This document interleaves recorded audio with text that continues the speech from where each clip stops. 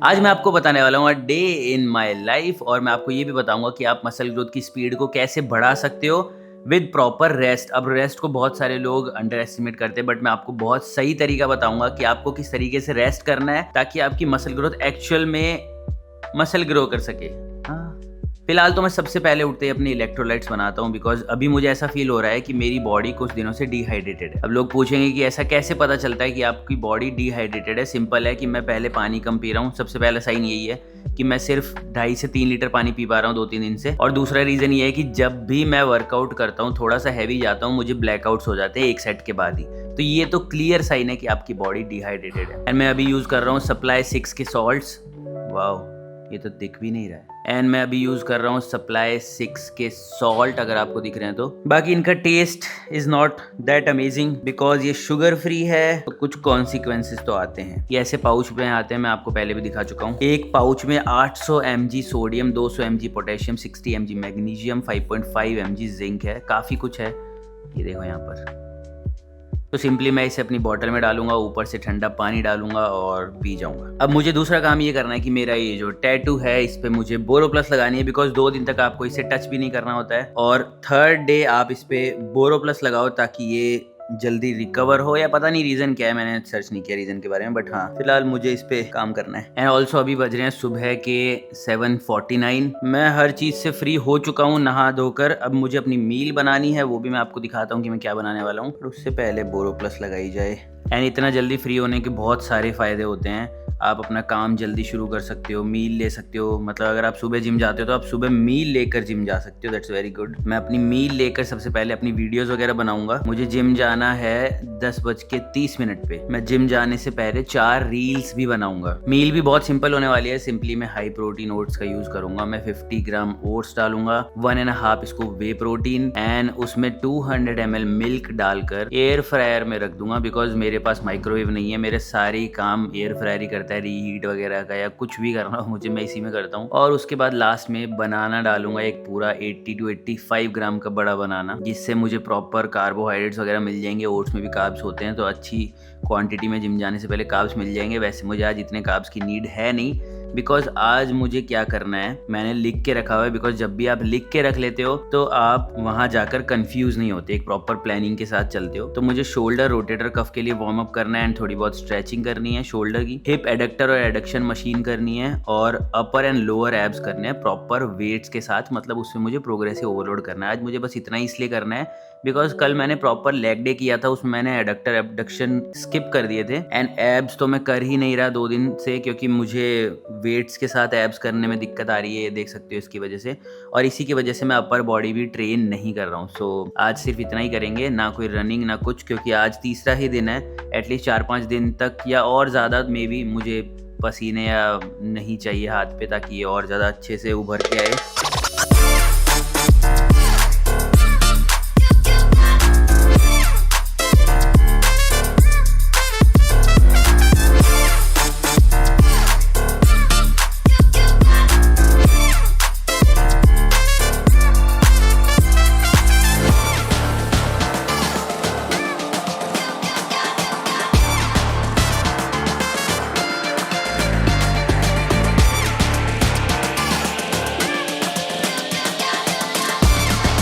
आज मैं कुछ अतरंगी सा बना के देख रहा हूँ कैसा बनता है, एंड साथ ही साथ आपको भी रेसिपी बताता हूँ, क्योंकि अगर अच्छा बन गया तो आप भी ट्राई करना, और अगर अच्छा नहीं बना तो आपको पता है कि क्या ट्राई नहीं करना है। तो लेट्स गो। सबसे पहले मैंने इसमें बनाना मैश कर लिया है, देखो चम्मच से मैश करना है, कोई भी मिक्सर ग्राइंडर में मत डालना क्योंकि इसका टेक्सचर अलग आता है। उसके बाद मेरे पास यहाँ पर एग्स है। अब ये एग्स मंगाए हुए बहुत दिन हो गए हैं, तो आई डोंट नो ये सही है नहीं है, इसलिए मैं अलग से पहले इनको तोड़ रहा हूँ और फिर उसमें डालूंगा। लग रहे तो ठीक ही है, स्मेल भी नहीं है कोई। तो बेसिकली इसके अंदर 2 एग डालने हैं, इनको अच्छे से मिक्स करना है।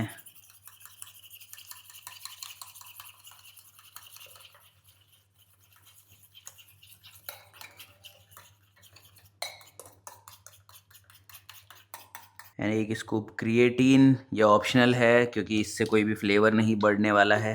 ये बस मेरी डेली नीड्स को पूरा करने के लिए होता है। 1.5 स्पून कोकोआ पाउडर, 3 ग्राम के समथिंग स्वीटनर। आप इसकी जगह नॉर्मल शुगर भी यूज़ कर सकते हो, कोई दिक्कत नहीं है उसमें। 1 स्कूप प्रोटीन पाउडर। इसको अच्छे से मिक्स करो पहले, फिर और चीज़ें डालेंगे अभी तो। वैसे और चीज़ें डालने की ज़रूरत नहीं है, इसमें स्मूथ टेक्सचर आएगा, बट मैं थोड़ा सा क्रंची टेक्सचर के लिए सीड्स वगैरह यूज़ करूँगा। आई गेस अब मुझे दूसरा चम्मच यूज़ करना चाहिए। और इसके अंदर मैं डालूंगा 10 ग्राम मिक्स सीड्स। ये 10 ग्राम से ज़्यादा है, पर कोई बात नहीं।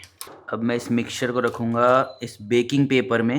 इसके ऊपर मैं ऑयल यूज़ करूँगा, बट सिर्फ एक स्प्रे, दैट्स इट। ये एक स्प्रे बेसिकली 1 ml से भी कम ऑयल है। एंड इसको थोड़ा सा ग्रीस कर दूंगा, क्या बोलते हैं। एंड अब इस मिक्स को इसमें शिफ्ट कर देंगे, इवनली स्प्रेड करके इसे रख दूंगा एयर फ्रायर में। Let's go. 180 डिग्री फॉर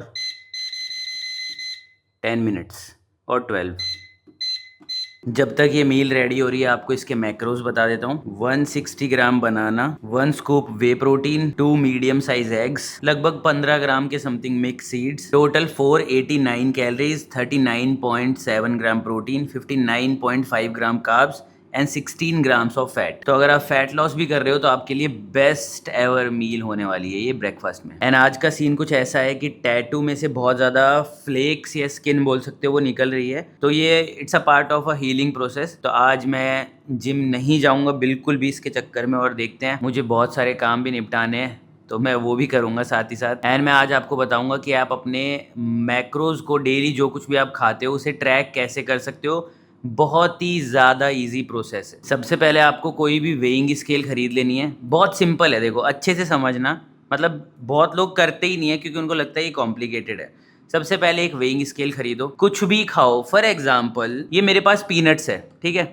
अब मैं पीनट्स को किसी भी फूड में यूज़ कर रहा हूँ, मान लो मैं पोहे बना रहा हूँ, तो मैं पोहे वगैरह को तो वे करूंगा ही ऑब्वियसली उस वेइंग स्केल पर। मैं पीनट्स को भी वे करूंगा। और कुछ चीजें ऐसी होती हैं जिनमें कैलोरीज ना के बराबर होती हैं, उनको ट्रैक ना भी करोगे तो चलेगा। जैसे आपकी वेजिटेबल्स हो गई, प्याज टमाटर हो गए जो आप यूज करते हो डेली खाने में, उनको ट्रैक नहीं भी करोगे तो भी चलेगा। तो सिंपली मैं क्या करूंगा, वेइंग स्केल पर एक कटोरी रखूंगा, एंटर बटन दबाऊंगा ताकि ये रीसेट हो जाए वेइंग स्केल। उसके बाद मैं इसमें पीनट्स डालूंगा, और मान लो मैंने 50 ग्राम पीनट्स यूज की, तो सिंपली मेरे पास एक ऐप है जिसका नाम है क्रोनोमीटर।